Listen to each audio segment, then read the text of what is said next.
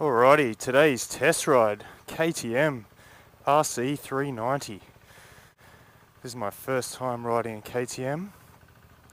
This one's got a nice little Akrapovic exhaust on it, nice little touch, and I am pumped. So let's find out what it's like.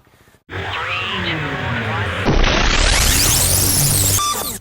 Okay, this bike is a 375cc single cylinder, makes about 45 horsepower,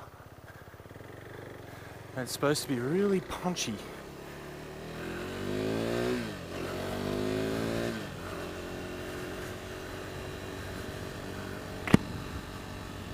This is literally my first 2 minutes on the bike, so nothing silly just yet. Let's just get a feel for it.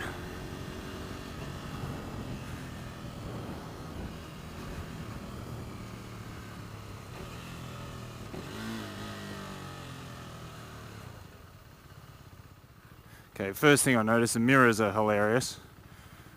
They you don't see a whole lot out of them, although they are nice and long, so you see more out of them than you might think. Dash seems to have all the info you'd want. Fuel gauge, gear position indicator, digital tack across the top. It also appears to have a shift light, but I don't know what that's calibrated to at the moment, so won't worry too much about that. How does it sound with that Akrapovic can on it?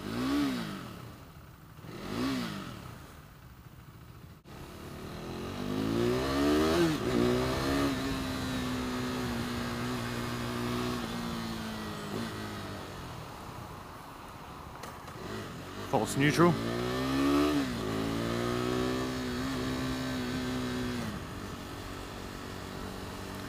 Alrighty, I'm away.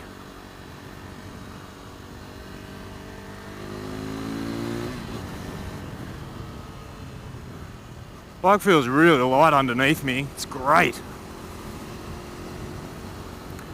I have to check the weight, but I think it's around 150 kilos. So I mean, the only thing I've got to compare to is a CBR 250R, and it makes about half the power of one of these. So it's a nice little step up.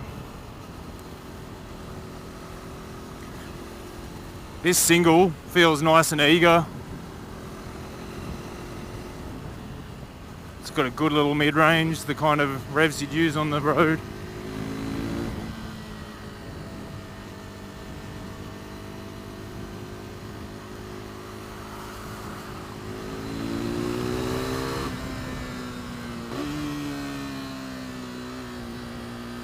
It's definitely buzzy up around 7 where I am now.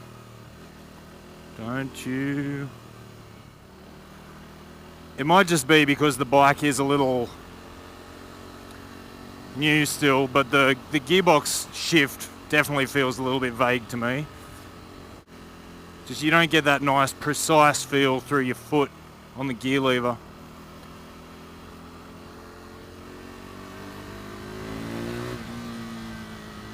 But I do like that pickup. And that little pipe sounds great. Yeah.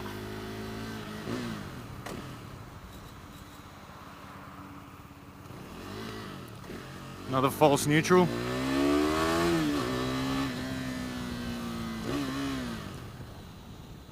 Can't seem to down change into first without missing it.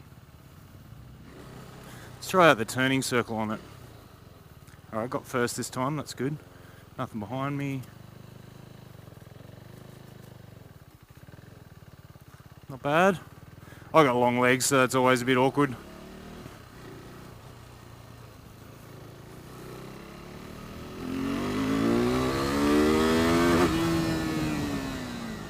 Oh yeah, brakes are good. Shift lever's nice and light. It's a really easy shift. It's just the foot lever feels a little bit onco. But yeah, the lever's nice.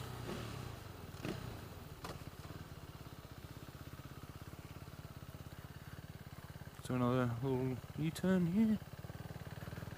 Yeah, that's good. Seating position. I think I've mentioned before, I'm super tall, I'm 6'6", but I've got a nice little spot in here against the tank. I'm sort of right up against the fairing, but no dramas there. This is a quiet road. Let's have another quick look at it.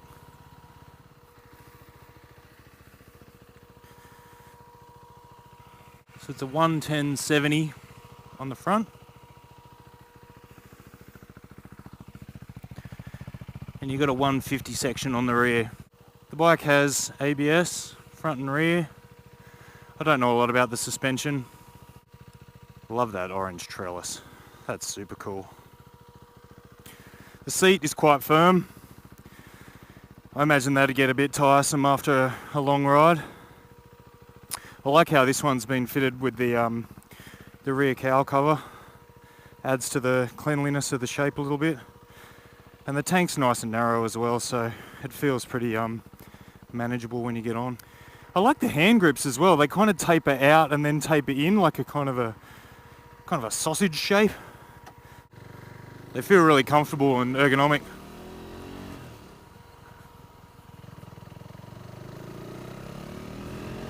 That's nice off the bottom. No drama at all there from the single. Let's go a little bit further. I heard that these engines give off a little heat if they're static for too long as well, but I mean this feels fine to me.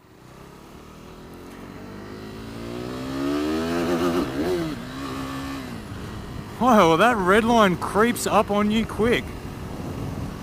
I just wasn't paying attention then.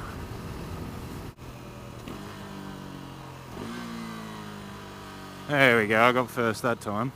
Alright, I've been on it about 10 minutes now. So what do I reckon? First impressions. All the controls feel nice. Like I was saying, the gear shift is a little bit vague, but it's no big deal. What else do I like about it? I like the 375cc single. It's got great pickup off the bottom. It revs all the way to redline. Feels like nice linear power.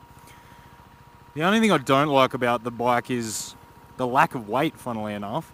I'm a big guy, 6'6", and the bike just feels a little bit small underneath me, and it's a little bit twitchy, which is probably great if you want to track them, which I know a lot of people do. But as a street bike, it's just a little bit skittish in your hands. That's how it feels to me anyway. Would it suit a first timer? I think so, yeah, absolutely. Like I said, the lightweight is definitely a good thing because you don't have to worry about wrestling the bike around. It's got a low seat, so it's easy to get on and off of. And the engine's not going to frighten you. It's nice and linear. There's no crazy power band or anything, so you're not going to get yourself into strife on it. Everyone always comments on the vibration on single-cylinder bikes as well. And yeah, this one does have it, but I don't think it would annoy you too much. I like it. It's very, very flicky. Changes side to side, really nice. And that little bit of extra noise from the pipe is very nice. The other thing that's really working in this bike's favour is its price. So you can get one of these brand new in Australia for $7,000 out the door. So that's putting it right in competition with like the Yamaha R3. It's a little bit dearer than a Ninja 300. But if you want to stand out a little bit from the droves on the Ninja 300 and the R3 now as well, I mean you see them all over the place. If you want to stand out from them a little bit, I mean this could be your bike. Great formula, nice and light, good engine, and the price. Can't comment on whether they cost more to service or not. I mean you hear that about KTMs and Euros in general, but I have no evidence to back that up. So second gear, 50 Ks. That's a nice little pull. But then you drop it back down to third, 5,000 or 6,000 RPM, feels great. Just purrs along. That's it, guys. gonna go give this back. Hope you guys enjoyed that, found it useful. If you've got any questions about the bike, just post them up below, and if I can answer it, I will. Cheers.